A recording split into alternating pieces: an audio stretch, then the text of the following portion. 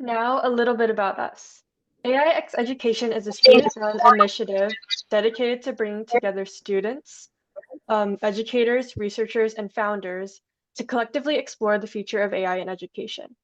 We host events like this webinar, conferences, and publish a biweekly newsletter to share the latest discussions and research in this exciting field. Today's webinar will focus on how to craft assignments that thoughtfully and responsibly integrate generative AI in the learning process. You'll leave here today with concrete examples from a range of disciplines. I'm excited to introduce today's speaker, Dr. Bruff. Dr. Bruff is an educator, author, and higher ed consultant, and the former director of the Vanderbilt University Center for Teaching. Currently, he is the associate director at the Center for Teaching Excellence at the University of Virginia. Without further ado, let's welcome Derek. Hi, thank you. I'm excited to be with you all today. Thanks for having me part of this series. Very exciting. I am going to share my screen here. I have some fun slides to share. There we go. All right. Nope, that doesn't look right. Hold on. Let me make sure I'm sharing what I think I'm sharing. I'll try one more time. That looks, oh, okay. Can you see my slides? Yes, we can see your slide. Okay. Usually there's a little green box letting me know things are happening as planned. I do not see the green box, but I'll go. Good. Yes, so I'm excited to talk about this topic. I have been spending a lot of my professional work over the last couple of years helping faculty and other instructors think about the potential impact and possible roles of generative AI in their teaching and learning. I was the director of the Center for Teaching at Vanderbilt University here in Nashville for a long time, where I got to work with faculty all across the university and at other places in different disciplines. I'm now at the University of Virginia, working remotely. I'm not in Virginia. A lot of my professional work has focused on the use of educational technology, which I think gives me a useful lens to look at generative AI and the roles that it might play in our teaching. I'm going to draw on a lot today from my conversations with faculty at the University of Virginia, but also at other places. I've had the good fortune to lead a couple of different faculty learning communities at different institutions this year and hear from faculty as they are experimenting with AI and trying to figure all this out. So I will be drawing on their experiences and their examples as we go today. I also want to acknowledge that this is a big complex topic, and we can't explore all the nuances of it in an hour, but I'm hopeful that I'll leave you with some ideas and some examples that you can use in your teaching that are useful. So with that I have one more preamble. Just for a bit more about me, I will often say that my favorite educational technology is wheels on chairs. The little casters that you find at the bottom of chairs and other furniture in a college classroom, I think, are really important because I'm a mathematician by training. When I teach in a math department. When I walk into my classroom, I have a lesson plan for the day. I have some learning activities I want my students to engage with. And it's really great when the furniture in the room can be responsive to my goals as a teacher. And this is why I mentioned this, because whenever it comes to educational technology, I think our goals as teachers, as educators, need to lead, and we need to look for technology like mobile furniture that will flexibly respond to the things that we're trying to accomplish in our teaching. Not the other way around, which you sometimes see, where the technology is kind of leading the charge. I try to lead with the pedagogy whenever possible. I also like to point out that we all teach with technology. Some of the technology is analog and very familiar. We know what to do when we walk in a classroom and we see chairs and whiteboards and chalkboards. We know what they're good at. We know what they're not good at. When it comes to newer digital technologies, we are figuring that out together. And so I invite you to do some of that with me here today. With that, I want to get a little pulse of the room here. So we're going to shift over. I've got a couple of polling questions using Mentimeter today. And so let's see. I'm going to put the link in the chat. Nope, Sophie already beat me to it. Thank you, Sophie. That's the easiest way to get to this poll. You can also use your phone and follow the instructions on screen. My question is, what's your experience with generative AI tools? I haven't tried any of them. I've played around a little. I've used them occasionally for work. They're part of my regular workflow. I'm curious. I have a prediction, and it's coming to pass, that folks who come to a session like this are not um, not on the left side of this bar graph. Uh, yeah, so lots of folks who use them occasionally have it as part of their regular workflow, and so I'm excited to be in a room like that. Um, I may share some examples or some ideas that are familiar to you, given your experience. I'm hopefully not everything I share will be completely familiar, but I just want to kind of acknowledge that, and hopefully we can have some good interaction around these tools. So that gives me a little sense. Thank you for that. All right.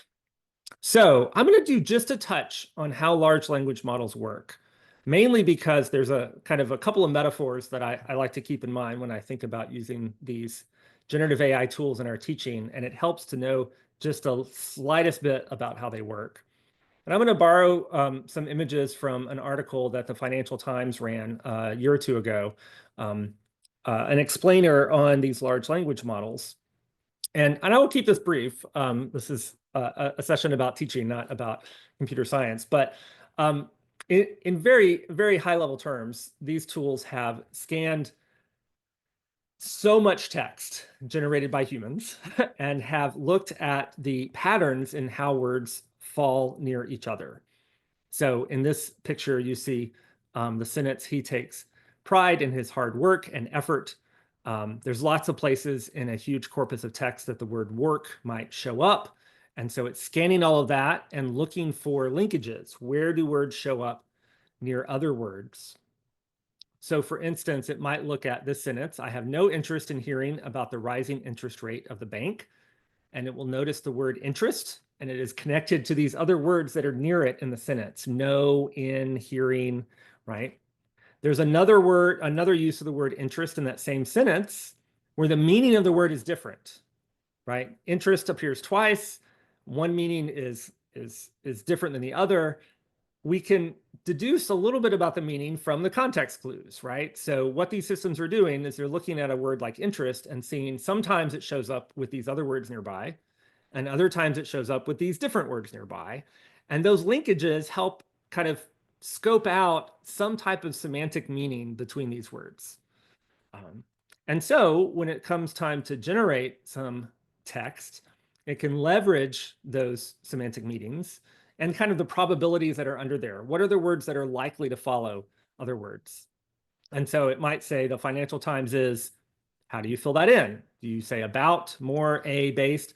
All of those are possibilities. They're going to be weighted differently based on kind of frequency of words in the corpus of text. And again, I'm greatly simplifying a lot here. It's actually more complicated. And one way it's more complicated, it is not just predicting one word at a time, it's predicting whole sequences of words and weighting those. And so in some sense, it's just kind of autocomplete in a greater sense. But the underlying data is, I think, pretty interesting. And the best quote I found to represent this idea is from Mike Caulfield, who some of you may know from his work around SIFT, which is a really great information literacy, an approach to handling information literacy. And he posted this on LinkedIn recently. He said, to map out the linguistic or symbolic space of an area is to map out the patterns of thought in that area as well. And that has revealed itself to be a shockingly useful trick. Once you have all those words and you know where the words appear to near each other, you have mapped out the linguistic space of an English language. And that is, in a sense, an approximation of the conceptual space of ideas and examples and things, right? We use language to approximate our thoughts. And so the tools are using this approximation of the symbolic space to approximate the kind of idea space. And he calls this a shockingly useful trick. He's had some fun designing chatbots that do certain things. This is one that he's created called Well-Grounded. It's a GPT created on ChatGPT. And I use this a lot, actually, in his intended manner, which is you take a screenshot of some claim you find online when I'm browsing Facebook, and you can submit it to this chatbot, and it will essentially unpack the claim for you, I think, in a pretty useful way. So this is an example from a few weeks ago. There was a post I saw on Facebook that said, we have more horses than dairy cows in the US. not to mention a lot of dogs and cats consuming the equivalent amount of food as 70 million people. Curious why cows, but never horses, dogs, or cats are an environmental issue. So there is a claim here that's being made. And if you give this to the GPT, it will unpack that claim for you. Here's the inferred claim from the post. Here's the evidence that the post is providing for that claim with some backing. The chatbot is now asking some credibility questions about this evidence, and it keeps going, right? What's the logic model behind this claim? What's the backing for that warrant? What are some possible rebuttals to this claim? It's not trying to answer the question, like, is this true or not? It is using this shockingly useful trick of approximating human thought to generate some potential arguments that would help you understand this claim, that you could then take and then dig into this claim more deeply. Mike Caulfield likes to say these tools can't reason because they're not alive, right? They can't think, but they can produce reasoning. And this is the kind of reasoning that they can produce. And then we get to decide what we want to do with this. I often say that these tools speak but don't think, right? They can put words together in sensible ways, in useful ways perhaps, but they don't actually think in any conventional notion of the word. They're wordsmiths, they're not oracles. And I think this is also an important concept, that they're not answering things. They don't know stuff. And when we ask them to answer questions, we kind of get a little bit risky here. And the comparison I like to draw is to image generators. So the image you see here was created, I had Midjourney create this. Midjourney is a popular image generator. I asked it for a robot weaving together words like a giant tapestry. Now, I would argue that when you get an image like this, your response is not to say, that's not correct, right? There's lots of ways you might interpret this prompt, and there's lots of images that can result. I find this one to be interesting and provocative in some useful ways, but there's not a right answer to this.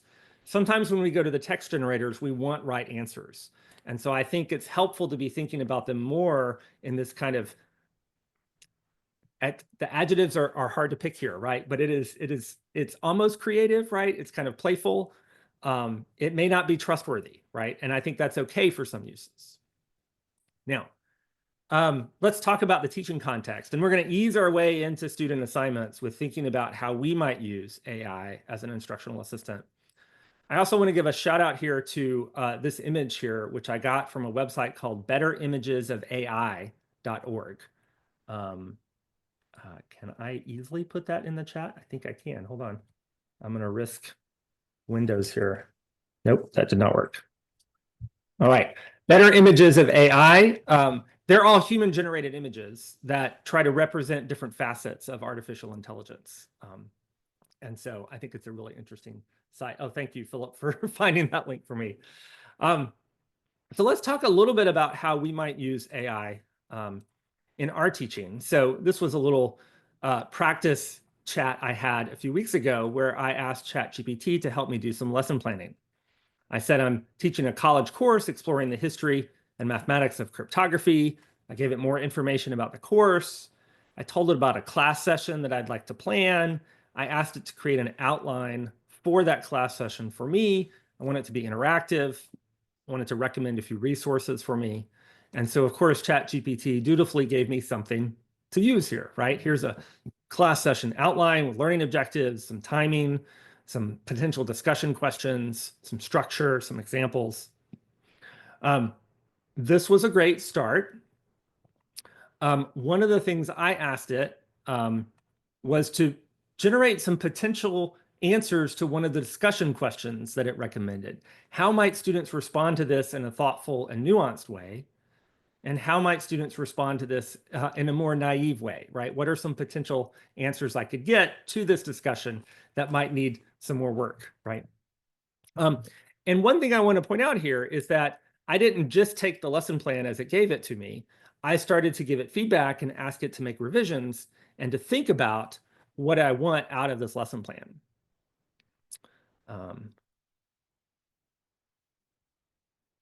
There we go. And the back and forth can be really powerful. I'm going to say more about that in a second. I want to share another quick example. This was one that I found out about in a great book called Teaching Effectively with ChatGPT by a couple of folks at Harvard. And they shared the story of Molly Brady, a law faculty member at Harvard who also used an AI tool to help her with some lesson planning. In her case, she had these case studies that she had used in her law classes in the past. And she wanted to generate new case studies that were similar to the ones that she had used successfully.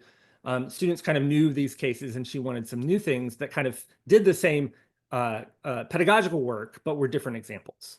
And so she went to her favorite AI tool. She gave it the case studies that she had used in the past and asked, can you draft some new problems for me to test the students' knowledge of the cases and concepts in class? And so, of course, it got some more cases that kind of fit the mold. And again, she gave it some feedback. She wanted it to omit the descriptions of case names, right? Tweak what it gave her. And she went back and forth a little bit until she got some cases that she found that were pretty useful that she could use in her class. And one of the things that I have found lately in talking with faculty who are using AI as an instructional assistant like this is someone told me this term recently, the rubber duck effect, and I was unfamiliar with this. So I think it comes from the world of computer programming, where you're trying to kind of solve a coding problem. You're not quite sure how to fix this code, how to get this program to work. And the idea is to take some object on your desk, like a rubber duck. I don't actually have a rubber duck on my desk. I do have a little bird that my wife gave me, but the idea is to take something and just kind of talk out your problem aloud, right, to the rubber duck or whatever it is. And as you talk it out aloud to this inanimate object, you might actually help yourself solve the problem, right? And I would argue that a ChatGPT or a chatbot powered by AI is probably better than a rubber duck, right? It will actually talk back to you and maybe give you some ideas that you hadn't thought about. But this notion that it's really what's happening in my head that matters. It's the problem solving I'm doing. That's what's really important. I'm using this tool to kind of help me get there in some productive fashion. I have found that sometimes when I'm going back and forth with a ChatGPT, when I would need to give it feedback on what I'm asking it to produce, I have to think more concretely and explicitly about what I'm trying to accomplish. I'm refining my teaching goals and my expectations for teaching, whether it's a lesson plan or an assignment design or what have you. It's the rubber duck effect. As I'm having the conversation, I'm sharpening my notions of what I want to do. And that's the real power there, not the output of the chatbot itself. Now, before I shift to our students, I have another Mentimeter poll for you. I'm curious about your favorite uses of AI as an instructional assistant. So we're going to go back to Menti here. It's the same link to go to Menti. And I'm going to give you a minute or two here to respond. What's one of your favorite uses of AI as an instructional assistant? Some way that you use it in your own process as a teacher. Again, a bunch of you said this is part of your regular workflow, so I'll give you a minute or two to respond.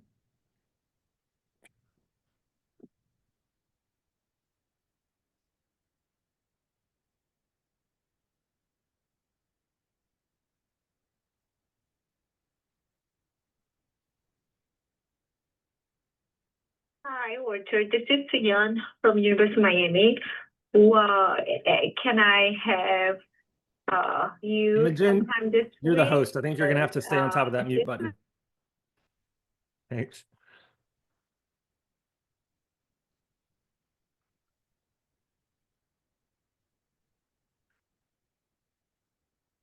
So lots of different ideas.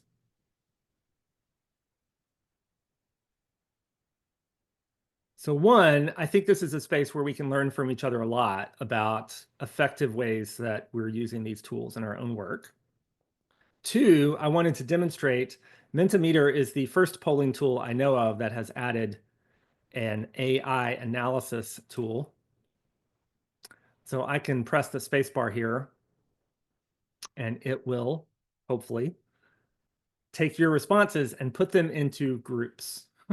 So it's doing a little bit of that wordsmithing, right? And identifying patterns in your collected responses. And it has said that it has found a group of assignments, right? Using AI for assignments, using AI for brainstorming, using AI for outlining, and case studies. If I click on one of these groups, I can see the actual responses that you all gave.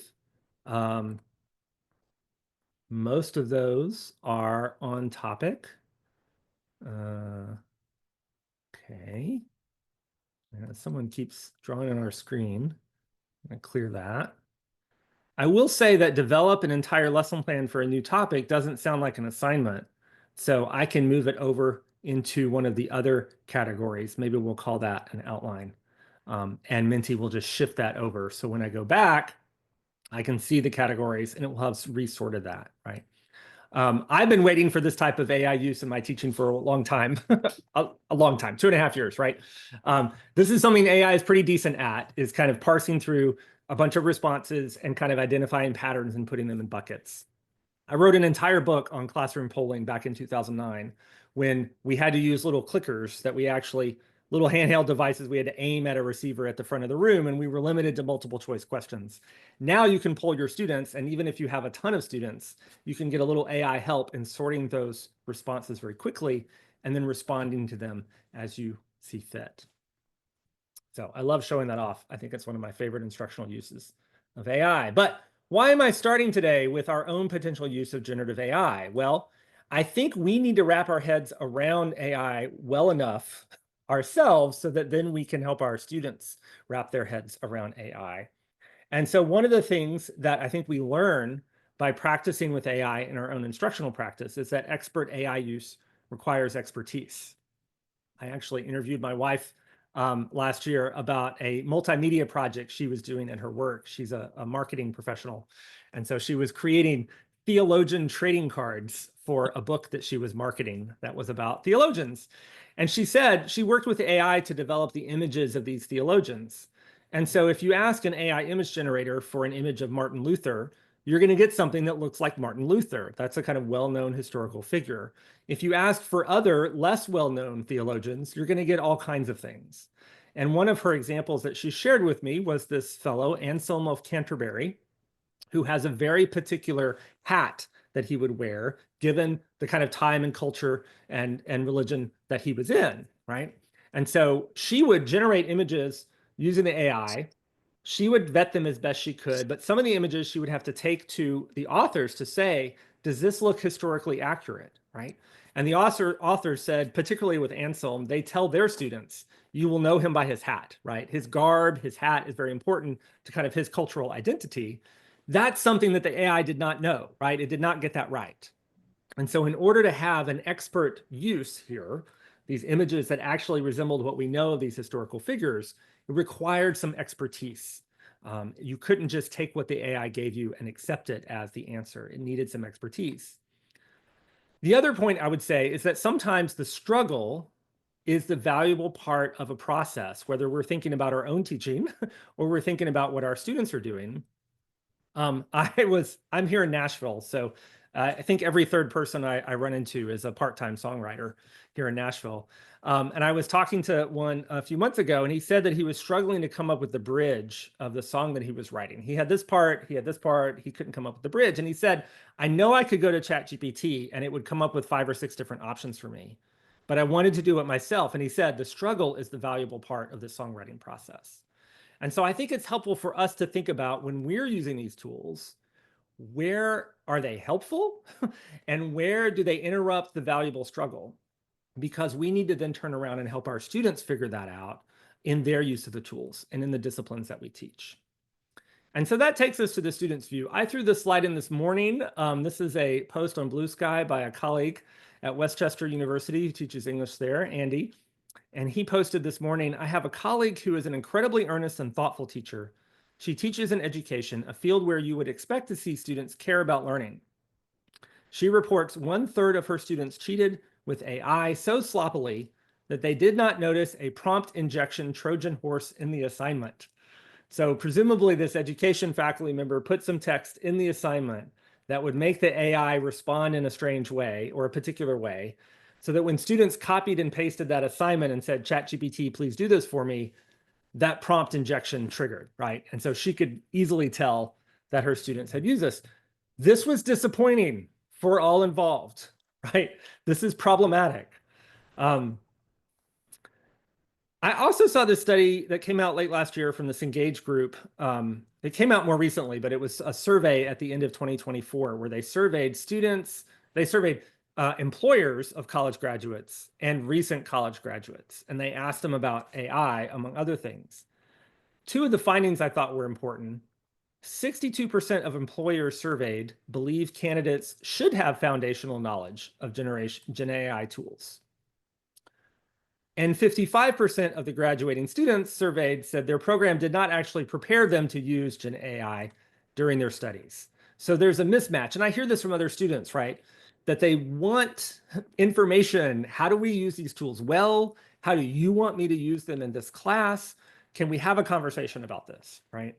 And so I think that's one important principle as we think about teaching our students about teaching with and about AI, right? We want to help our students learn to use AI effectively and ethically, and we want to work with them instead of against them.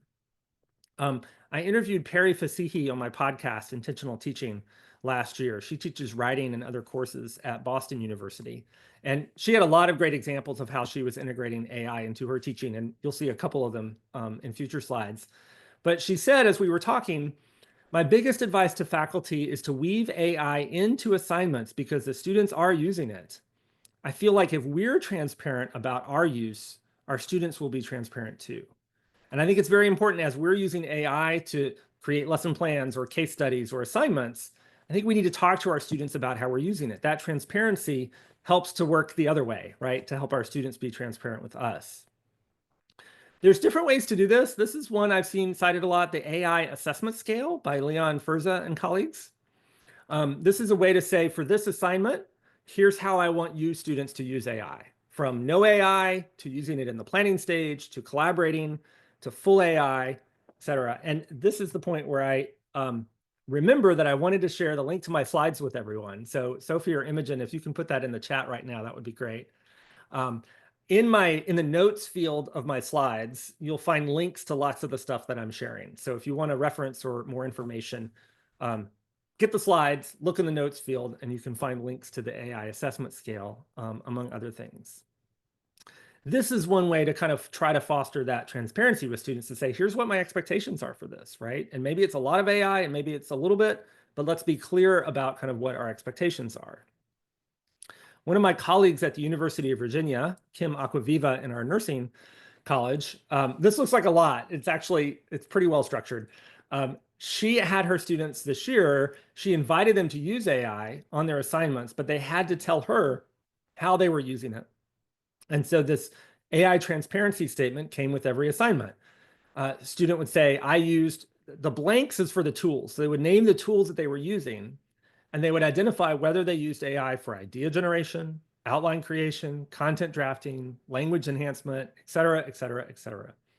There's lots of different potential uses of AI in a complicated assignment. I think one thing we have to move away from is this idea that students are just, well, one thing we have to deal with is we don't want a situation where students take the assignment, give it to ChatGPT, and they spit out the whole product, right? That's not helpful for anyone involved. And so part of what Kimberly is doing is kind of unbundling the processes of this assignment and saying, yeah, there may be places for AI in this. I'd like you to try that out and tell me what you found, right? How are you using it? How is it helpful? Having those conversations with students, I think, goes a long way to navigating this. Now, we also need to explore ways to use AI tools to enhance student learning, even towards traditional goals. I say we need to. Let me come back to the need to here in a minute. First, I have to explain the picture on the screen. So I'm a bird watcher. That's me out birding with some friends and family last summer, I think. I'm also a photographer. I was a photographer before I was a bird watcher. And so that's me with my camera trying to take a picture of a bird. And I learned photography back when it was called digital photography, which is to say, when I signed up for the class, I could take darkroom photography or digital photography. I had the choice at the time. And so I learned digital photography many years ago. As I was learning photography, I found that there was a conceptual element to photography where I'm thinking about things about composition, about framing, about light, about focus, depth of field, right? All these concepts that go into taking an interesting photograph.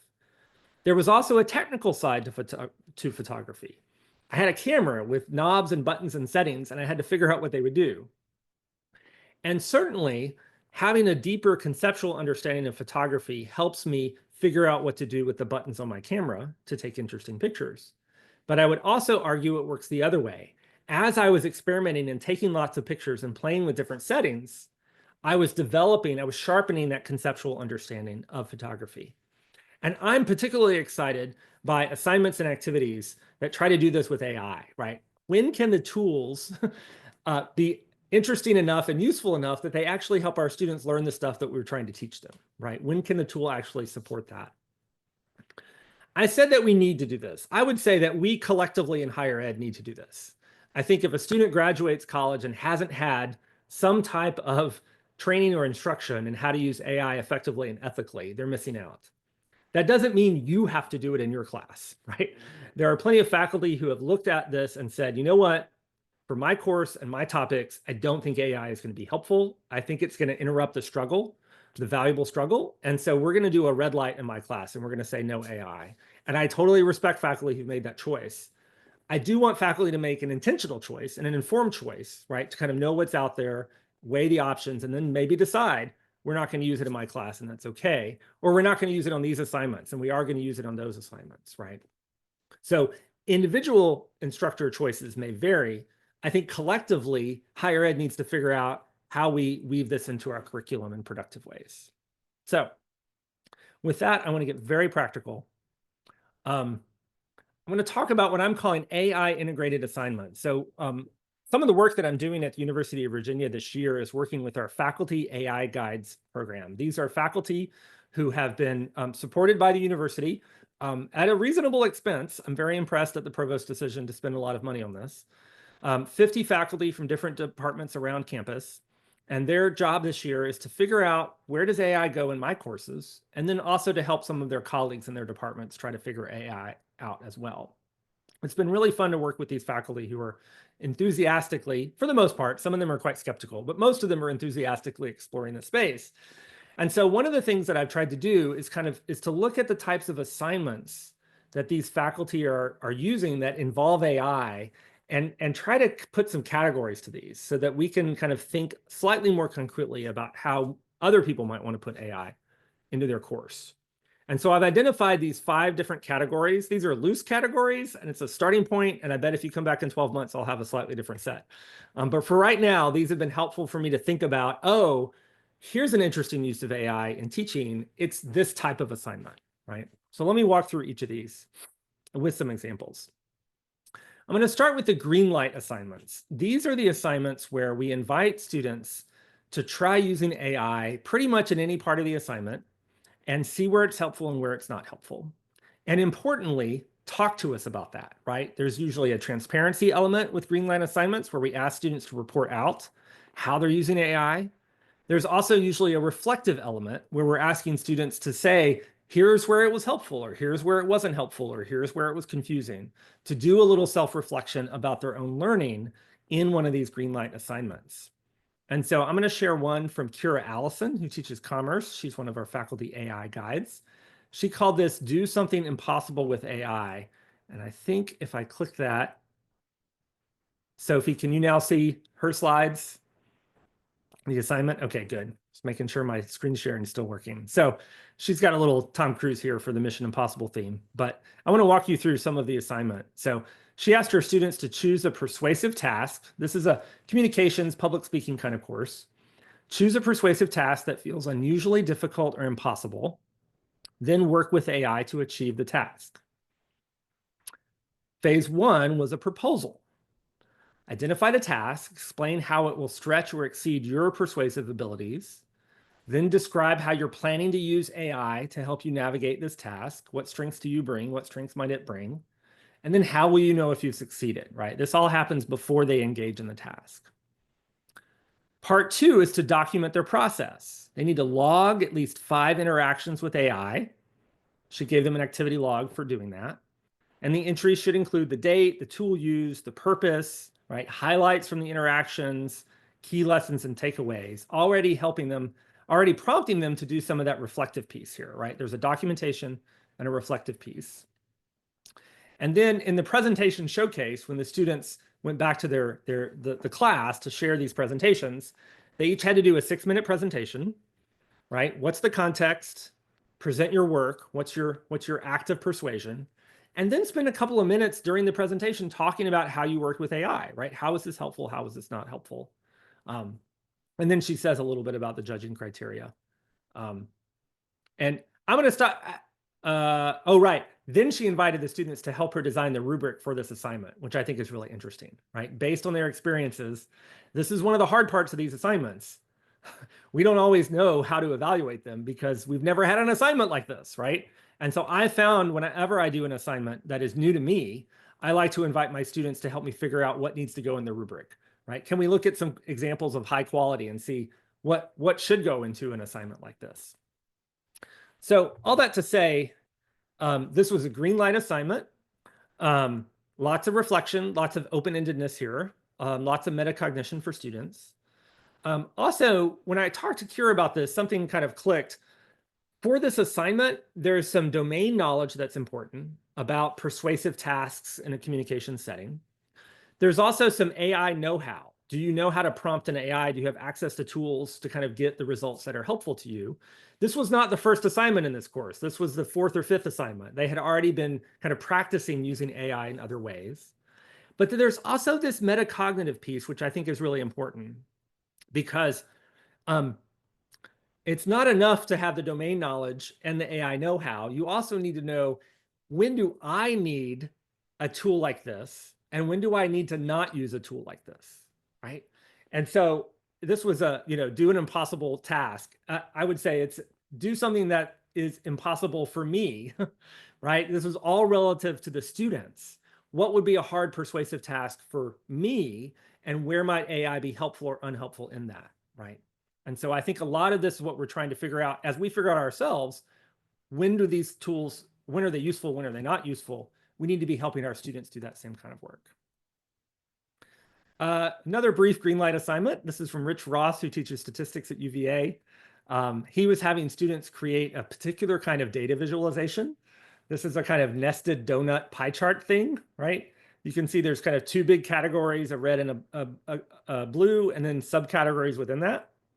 He asked his students to use their favorite AI tool to generate the code in R, the statistics package they were using, to generate code that would create this type of visualization. 25 minutes later, this was the best his students came up with. He did ask them to change colors to purple and green. So that's not wrong, but none of these visualizations are right. The bottom right one is close. The inner category and the outer categories are right. They're just not lined up in the right way. Then Rich spent about 5 minutes, taught them how to write this code in R, and then every single one of them came up with the right answer, right? And so this is a nice kind of time for telling, right? Sometimes on the jagged frontier of AI capabilities, sometimes it's better to know how to do it yourself. And he really wanted his students to kind of recognize that because he had seen in office hours that they kept leaning too much on the AI to write their code for them, when in fact, in this case, a couple of simple ideas were enough to help them write the code themselves.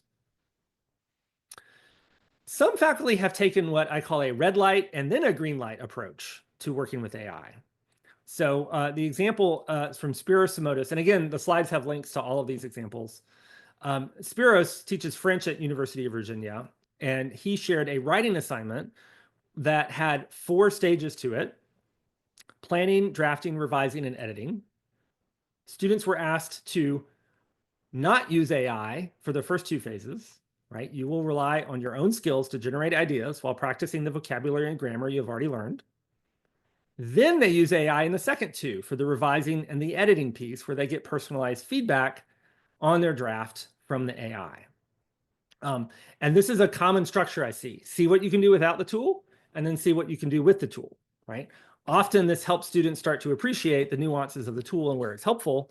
And they might kind of bring a slightly more critical eye to the tool use if they've had a little chance to kind of play with the ideas themselves. One of the things I like about Spiros's approach is he also is trying to teach prompting. So he gave them a prompt to use, And he kind of, in the instructions, he walks them through, here's the components of this prompt, and here's why we're putting them in there, so that maybe I can help you develop some of that AI know-how along the way. I'll also share that I heard from Spiros a couple of weeks ago that his students, he gave them such a well-designed prompt that a lot of students would just prompt the AI for feedback on their paper, get the feedback, and then walk away. They weren't doing the rubber duck thing where they went back and forth to the AI as a way to help them, catalyze their own thinking. And so this semester, he has built an assignment-specific custom chatbot to try to help them go back and forth around the feedback and interact around the feedback that they're getting to try to get more of that rubber duck effect happening, right? And so I hadn't thought of a chatbot as kind of adding friction to a learning process, but in this case, it might be a useful friction for them. So, third category, human critique the chatbot. This is one of our favorites, I think. I've seen this a lot. This was the first kind of type of AI integrated assignment that I saw back in early 2023. Here's where you have the chatbot do something probably wrong, and you ask students to critique its output, right? As a way to help them think about the actual underlying content. And so I got this from Robert Talbert, who teaches math at Grand Valley State University. He's got a great book on grading for growth in the flipped classroom. The question is, how many ways can you choose 2 dozen donuts when there are 8 different kinds available? And this is the type of question he might put on one of his homework assignments in his math class. So he thought instead of having his students solve the question, he would have the students go to Google Gemini and have the chatbot solve the question. And then the student's role was to then critique the quality of the outputs. So when I went to Google Gemini and asked this question, the fun thing about Gemini is it makes it pretty easy to get alternative versions of any output that you request. So you can get draft 1, draft 2, and draft 3, which is comical in a math situation because the answers it gave me ranged from 25 to that astronomical number with 29 zeros on it, right? It's bad at math, right? There are ways to get good math answers out of these tools, but this tool was bad at math. And so the activity would be for students to evaluate, why are these answers so different? What assumptions is it making that it gives one answer versus the other? What's the actual right answer, right? This is great because not only does it focus them on the math content, but it also starts to teach them a little bit of AI literacy. Like when should we trust these tools and when should we not trust these tools? Another example I heard early on was from a couple of faculty at Yale Divinity School who were teaching a course on, I think, Christianity in the Americas. And so I like this one. They gave their students a bunch of prompts to have the AI write a sermon or a speech from a particular point of view in a particular place and time. So write a sermon from the perspective of a revolutionary Catholic priest arguing that God supports independence from Spain. Or write a sermon by Jarena Lee, who was, I believe, the first ordained African-American preacher in the United States, explaining why she as a woman would be permitted to preach. The students would pick their prompt from a long list, would give it to the AI and have it write the thing. And then the assignment was to critique the speech or the sermon that the AI wrote. And I love this because it's using what AI is good at, which is genre and format, right? It will write something that kind of sounds like a sermon or a speech. It gets that. It's bad at historical details, like Anselm's hat, right? And so there were the speeches and sermons it produced were riddled with problems that you would see if you understood the historical context of these speeches. And so the Yale faculty said the students wrote some really good papers, taking what they were learning about those historical contexts and using them to kind of kick the tires on these speeches. I also like this because if you ask students to peer review each other's work, sometimes they are too polite. They have no compunctions against reviewing the robot and its work, right? And so often you can get to kind of more critical feedback when the robot is the punching bag as opposed to a peer. We can also reverse this. We can have the chatbot critique the human. So this is Perry Fasihi again from Boston University. She was teaching a writing class and she was planning to do peer review in class, and they had a snow day in Boston. And so she had to improvise. They couldn't gather together in class to do this. So she had the students take their essay drafts and give it to ChatGPT to get feedback. Like Spiros, she didn't say just get feedback. She gave very specific prompt ideas for the student. So she would have them ask the chatbot, give them their paper, right? And then say, evaluate the evidence used to support the main argument. Is the evidence relevant, sufficient, and effectively integrated into the argument? Or how well does the paper analyze the implications of digital technology on academic integrity and authorship? What insights or unique perspectives does the paper offer? Now, it's going to give them feedback, right? It's going to give them feedback that generally answers these questions.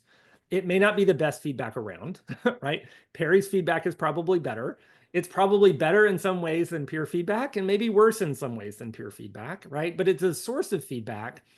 And there's a little bit of research that's starting to show that when you structure the feedback like this, when you tie it to the criteria, or rather when you use the criteria of the assignment to prompt the chatbot to give specific kinds of feedback, you get higher quality feedback from the chatbot.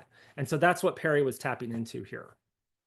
The students would then revise their paper based on the feedback, and they would write a little thing like what feedback was helpful, what feedback was not helpful. Perry has another trick. If a passage gets edited or changed because of a chatbot interaction, they highlight it. So it's very easy to see these sentences were edited or revised based on the feedback. A bit of that green light piece where students are documenting how they're using the tool and they're reflecting on the tool use. They're not accepting it as just a thing I'm going to do. They're thinking critically about what feedback they want. And I think that's important. Another quick example, I can't say who shared this, but this was a professional communications course. Students were writing cover letters and resumes. And in this example, they went to the chatbot first. There's a tool called Quincia, which is kind of a career services, career center AI tool. Students would get feedback from the AI, then they would go to a human consultant at the campus career center, right? So don't think about just the chatbot critiquing the human, but what other layers of feedback could we build into something like this? I mentioned this book, Teaching Effectively with ChatGPT, and I love this quote from one of the authors. He was interviewed in a podcast, and he said, you can think of the teacher being the designer of the feedback rather than the giver of the feedback. And again, if you think about the peer review context, that's what we do when we have students give each other feedback. We are designing the feedback process. We are not giving the feedback ourselves. So might there be a useful role for AI in that process? Okay. The fifth category, I admit, is pretty fuzzy. So I'm still trying to get a really good example of this fifth category, but I call it co-creation. I interviewed Ryan Wetzel from Penn State on my podcast, and he was having students go through a design thinking process, a kind of human-centered design process, where they were doing divergent thinking and convergent thinking and prototyping and all the things that happen in design thinking. And he had kind of a recipe almost for when to bring in the AI to get a little help, to get some new ideas in the brainstorming, to help them consolidate some ideas, right? I also interviewed Lauren Malone at the University of Tampa. She'll be on my podcast, and I think next week. I think she's on deck for the next episode. She was doing a course in game studies focused on world building. How do you design the whole world that informs a particular video game or analog game? And again, she was having students use Notebook LM, the Google tool, to get kind of very intentional feedback on their world building process along the way. And so the way I think about this co-creation is, as with Greenlight assignments, it's asking students to kind of document and reflect on their AI use.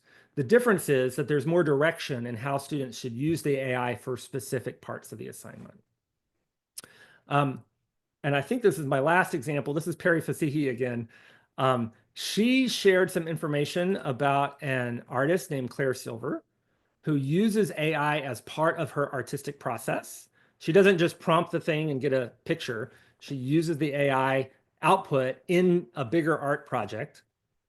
A lot of artists are very angry at AI image generators for scraping the web of their own work, and they consider this intellectual property theft. And so Perry asked her students to use an AI image generator that didn't do that, Adobe Firefly, which has licensed images in its training data, to create images inspired by specific artists, and then have a conversation. Do you think what you did is real art, right? What is art in an AI world? And I think this is a nice example of that co-creation assignment. It's a structured use of AI kind of towards a particular end by the instructor.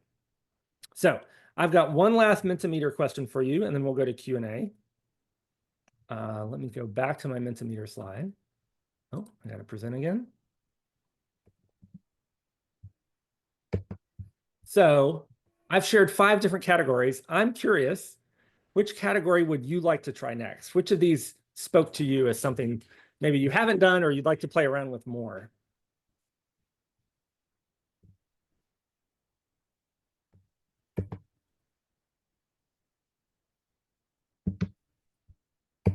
So if you were quick on the link, I appreciate that.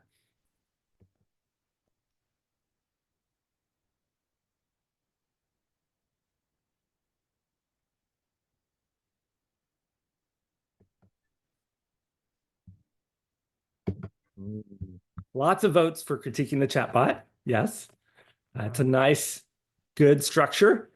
Again, often helping students pursue course objectives while also learning a little bit of AI literacy or AI know-how along the way. That's one of the big selling points of that structure.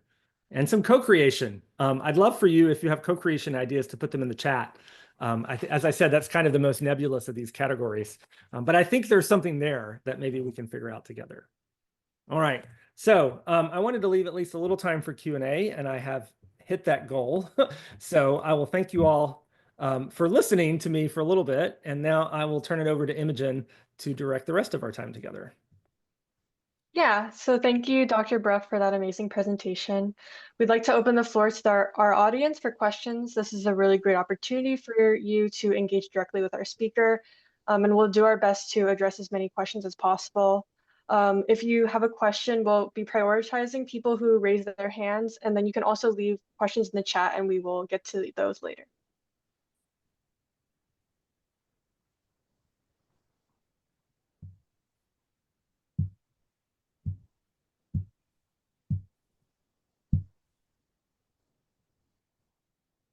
We do have a question from earlier from John McCormick, or not as much of a question, but more of an inquiry.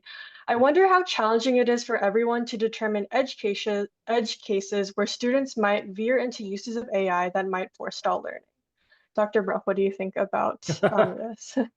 That's a lot of the work that we have before us, right? Is to figure out where those edge cases are, ideally with our students, right? I've worked with a lot of faculty this year who are actively doing green light assignments just for that purpose, to figure out, I mean, because part of this is also knowing what do the tools even do? And the answer to that question is different now than it was 3 months ago, right? So this is a moving target in terms of where the edge cases might be. And when is it, it's one thing for an expert to use AI to produce expert work. It's another thing for someone who is developing expertise, right? It may be a different set of use cases where AI is helpful or not helpful, right? Yeah. John, did you want to say, was it John who said that? You turn your camera on. I'm inviting you to say more on yeah, sorry, Derek. Can you hear me? Yeah. Yeah, what I've seen that made me think of this first was I worked with or talked to 2 different schools, writing instructors, first year writing, and they had very different ideas about how much they were willing to let the students use it, and some were very conservative, sort of like if Anna Mills, if you know about her, she's quite conservative about using AI, but they were much less conservative. So I was wondering, like, do we know enough to know, in some fields, some skills, what might forestall learning, like using it for different skills that lead up to a more holistic skill of writing, right? I think there's going to be a lot of scholarship of teaching done in the next 3 years to figure that out, right? And because the answers are going to vary by discipline, they're going to vary by context, right? So if I'm using a writing assignment in an upper level course, I may have very different goals for that assignment than in an intro writing or composition course, right? And so the answers as to when AI will be helpful and when it will be an unwelcome shortcut may be very different in those 2 different contexts. Yeah. Yeah. Well, And thank you. I'm seeing papers that are starting to explore this in a slightly more rigorous way, but I don't know that we have good answers yet. And again, I think those answers will vary a lot depending on context. And I'll go ahead and put it out there. If you want another book on AI, John Warner's book, More Than Words, is a hardcore red light approach to using AI in the teaching of writing. If you would like the red light argument, which I did not provide well today, admittedly, because I'm a yellow light kind of guy here on this, John Warner's book has all the arguments for the red light approach, particularly in the teaching of writing. So it's worth a read. We have another question from another John Anderson. For me, the best thing to help learn is any tool is the use of examples. Your examples in your deck are wonderful. Do you know of anyone creating a library of these use cases along with their different assignments and tools? Yes, and I'll put a couple of links in the chat. So all the examples I shared are up on a UVA, University of Virginia website. I'll share that link. And then I know Washington University in St. Louis is also kind of creating a repository of this kind of thing. If folks online know of other repositories, there are others that I haven't named that I could probably look up in about 3 or 4 minutes. But feel free to put some more examples in the chat if you know of them. I'll share the 2 that I know off the top of my head. Because one of them I built, the UVA one. And then I think I can get the WashU one up in just a minute. But if you want to pitch another question to me, I'm happy to take that on. Yeah, we have a question from Yves.